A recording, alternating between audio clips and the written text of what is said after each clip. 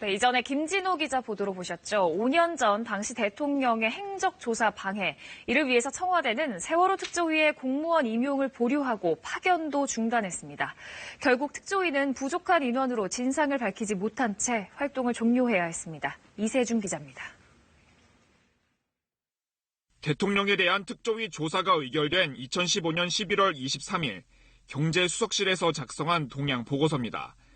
특조위 협조 전면 중단을 추진한다면서 공무원의 추가 파견을 전면 재검토한다고 나와 있습니다. 시행령에 따라 10개의 부처를 대상으로 특조위의 공무원 파견이 진행되고 있었는데 갑자기 중단시킨 겁니다.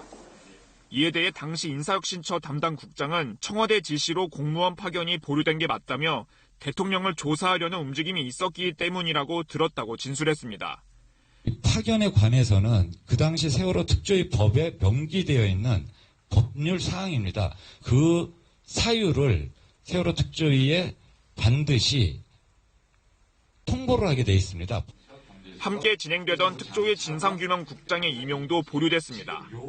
채용 절차를 거쳐 청와대 공직검증과 인사혁신처의 심사까지 마쳐 결재만 앞두고 있었는데 갑자기 취소된 겁니다.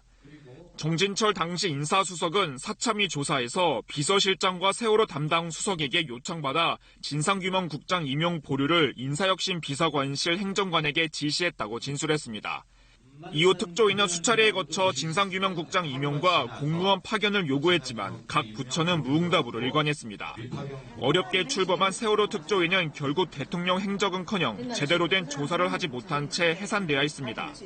특조위가 너무 힘없이 맥없이 그렇게 주저앉는 걸 보면서 와, 이게 도대체 이게 국가 권력이라는 게 이렇게 국민들에게 폭력을 휘둘러도 되나?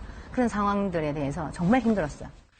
사참위는 이병기 당시 비서실장과 정진철 인사수석 등 청와대와 인사혁신처 관계자 19명을 검찰에 수사 요청하기로 했습니다.